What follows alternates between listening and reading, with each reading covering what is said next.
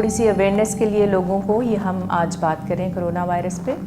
Corona virus actually پہلے سے دنیا میں موجود ہے اور اس کی ڈفرینٹ ویرائٹیز جو ہیں وہ انفیکٹ بھی کرتی رہی ہیں. جیسے آپ کو یاد ہوگا کہ سارس ایک دفعہ بہت سیویئر ڈیزیز کی فارم میں آیا تھا, that's also a corona virus.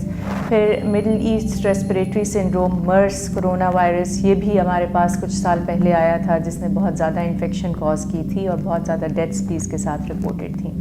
اب ریسنٹلی چائنا کی سٹی ووہان میں ایک کیسز سامنے آئے جس کے اندر ایک نیا وائرس جسے ہم نوول کرونا وائرس, تو نوول کا مطلب ہوتا ہے کہ نیو وائرس ہے.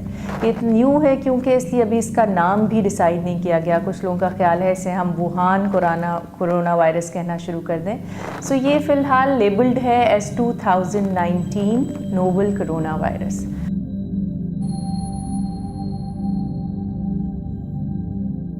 یہ وائرس کی ایک ایسی قسم ہے جو کہ ریسپریٹری ٹریکٹ انفیکشن کرتی ہے, یعنی کہ سانس اور گلے کی خرابی, کھانسی اور ان علامات کے ساتھ پیشنٹس پریزنٹ ہوتے ہیں. پہلی دفعہ یہ کیسز جب ووہان سٹی میں دیکھے گئے تو انہوں نے ٹریس کیا تو ایک سی فوڈ کی مارکیٹ تھی یا اینیملز جہاں پہ گوشت اور میٹ ملتا ہے وہ, اور وائلڈ اینیملز بھی اس مارکیٹ میں اویلیبل تھے.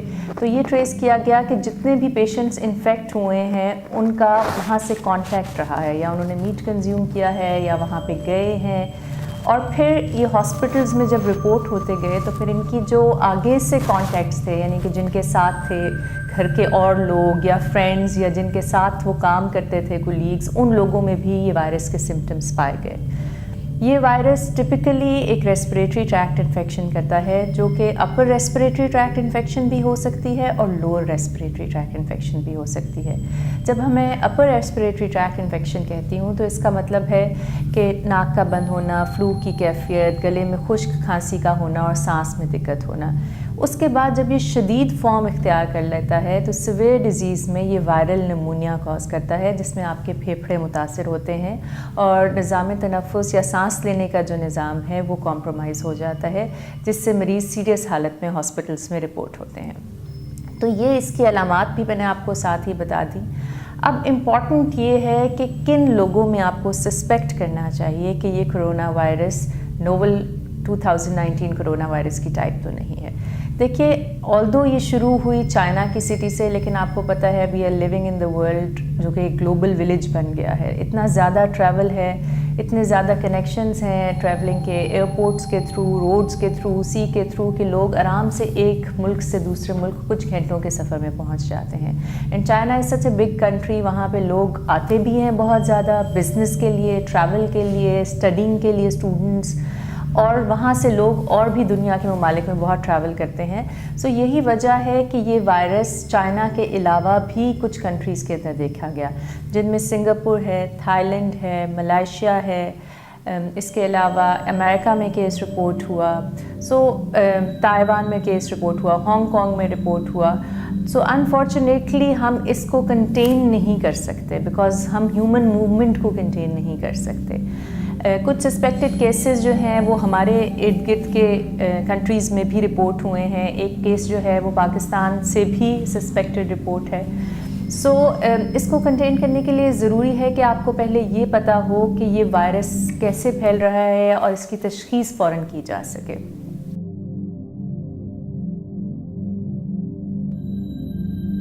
انفارچونیٹلی کیونکہ یہ نیور وائرس ہے سو اس کو ریڈیلی ٹیسٹ کرنے کی فیسلٹی بھی اویلیبل نہیں ہے, اور پاکستان میں فی الحال ہمارے پاس اس کی ٹیسٹنگ فیسلٹی اویلیبل نہیں ہے.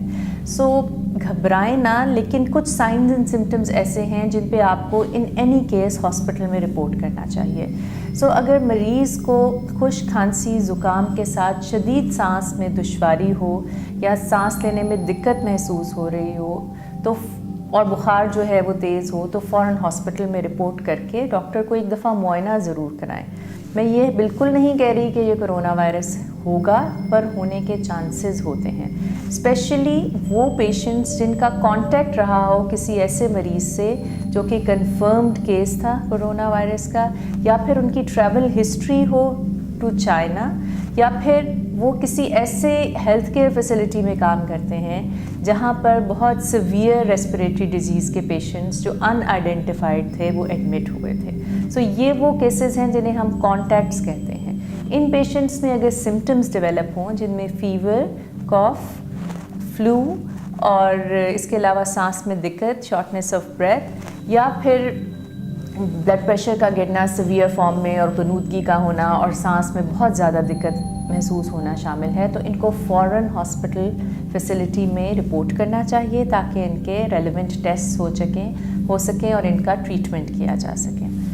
اب بات کرتے ہیں کہ اس بیماری سے بچا کیسے جا سکے، which is the most important. I always say that prevention is always better than cure. اور اس بیماری میں تو پریونشن ہی ہے ہمارے پاس، because we do not know the cure. ابھی ہمارے تک کوئی ایسی اطلاعات مصدق نہیں ہے کہ یہ کوئی دوائی یا کوئی ویکسین یا کوئی ایسا ٹریٹمنٹ ہو جو اس کو کیور کر سکے.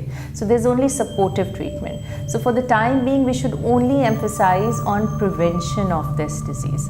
اور پریونشن وہی ہے جو باقی ریسپریٹری ٹریکٹ انفیکشنز کی پریونشن ہوتی ہے، جو باقی وائرل انفیکشنز جو ریسپریٹری ڈراپلیٹس کے تھرو پھیلتے ہیں ان کی انفیکشن ہوتی ہے. اس میں سب سے امپورٹنٹ یہ ہے کہ کیونکہ یہ آپ کی باڈی سیکریشن سے پھیلتا ہے تو چھینکتے وقت، کھانستے وقت اپنے منہ کو رومال سے، ٹیشو پیپر سے ڈھانپ کے رکھیے. فیس ماسک کا استعمال ضرور کیجیے اور ہینڈ ہائیجین پہ بہت زور دیں. میں ہمیشہ بتاتی ہوں کہ ہم بہت سی بیماریوں سے بچ سکتے ہیں اگر ہم صرف پراپر طریقے سے ہاتھ دھونے کی عادت ڈال لیں. سو ہاتھ دھونے کے اسٹیپس بھی میں اپنے ناظرین کو ایک دفعہ بتانا چاہتی ہوں. ہاتھ آپ بار بار دھوئیے، صابن سے دھوئیے، اور ایٹ لیسٹ 20 سیکنڈس جو ہیں وہ آپ کو ہینڈ واشنگ کے لیے سرو کرنے چاہیے. اس کے علاوہ جو الکوہل بیسڈ ربز ہوتے ہیں جنہیں سینیٹائزرز کہتے ہیں ہم، وہ بھی آپ یوز کر سکتے ہیں. اگر تو آپ کے ہاتھ سوئلڈ ہیں سیکریشن سے تو بہتر ہے کہ آپ اس کو پراپرلی واش کریں سوپ اینڈ واٹر کے ساتھ. لیکن اگر سوئلڈ نہیں ہے یا سیکریشن سے یا لیکن صرف شک ہے تو آپ سینیٹائزرز کا استعمال بھی کر سکتے ہیں. ہاتھ دھوتے وقت کچھ سٹیپس ہیں، بچوں کو بھی سکھائیے، بڑوں کو بھی سکھائیے، اور ان کو اپنی ڈیلی پریکٹس میں، روٹین لائف میں اپنانے کی کوشش کیجیے. ان ہاتھوں کو دھونے کا طریقہ یہ ہے کہ پہلے آپ پامر سرفیسز کو ہاتھ سے دھوئیے، ڈورسل سرفیسز کو دونوں طرف سے دھوئیے، ٹھیک ہے. اس کے بعد یہ انٹر ڈیجیٹل جو آپ کی کلیفٹس ہوتی ہیں، یہ جو اسپیسز ہوتی ہیں، ویب اسپیسز ہینڈس کے بیچ میں، ان کو ضرور واش کیجیے. اپنے جو نیلز ہیں ان کے درمیان سیکریشنز پھنس جاتی ہیں تو ان نیلز کو ضرور واش کیجیے. اپنے نکلز کو ضرور واش کیجیے. تھم کو کبھی نہ بھولیے، ٹھیک ہے. اور پھر یہ ریسٹ کا ایریا ہے. سو ان کو آپ پراپرلی واش کریں ہینڈس کو.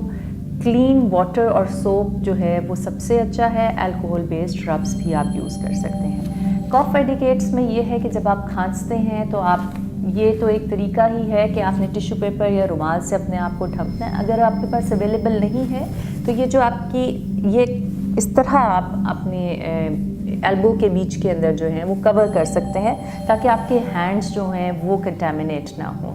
بیکاز ایک تو ڈائریکٹ کانٹیکٹ ہوتا ہے کہ آپ نے چھینکا اور وہ ریسپریٹری ڈراپلیٹ کسی اور انسان کے باڈی کے ساتھ ان کانٹیکٹ آیا اور وہ انفیکٹڈ ہو گیا.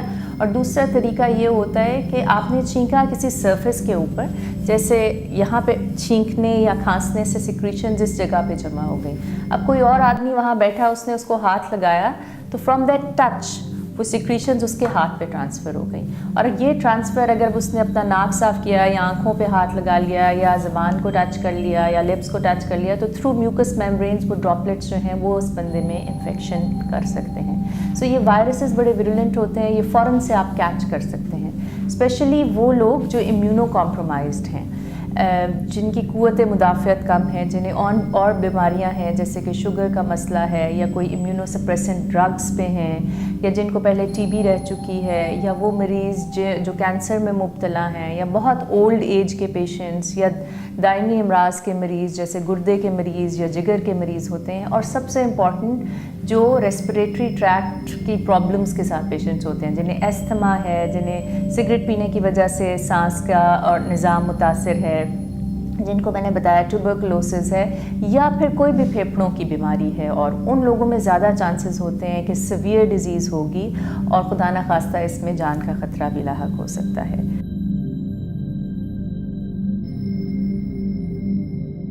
ایک اور بات جو میں امپورٹنٹلی کرنا چاہ رہی ہوں کہ پینک نہ کیجیے، لیکن احتیاط ضرور کریں، ویجیلنٹ ضرور رہیں۔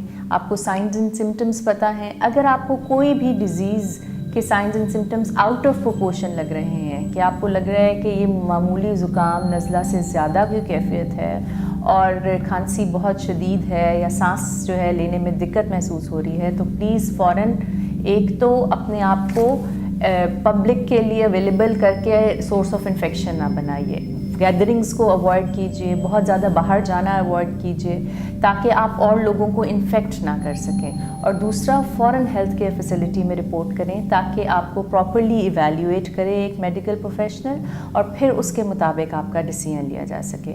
انفارچونیٹلی پاکستان میں اس وقت اس کی ٹیسٹنگ فیسلٹی اویلیبل نہیں ہے، بٹ گورنمنٹ از ٹرائنگ کہ وہ اس کی فیسلٹی اسٹیبلش بھی کریں، لیکن فار دا ٹائم بینگ جو سیمپلز ہیں وہ باہر کے ملکوں سے ٹیسٹ کرائے جا سکتے ہیں۔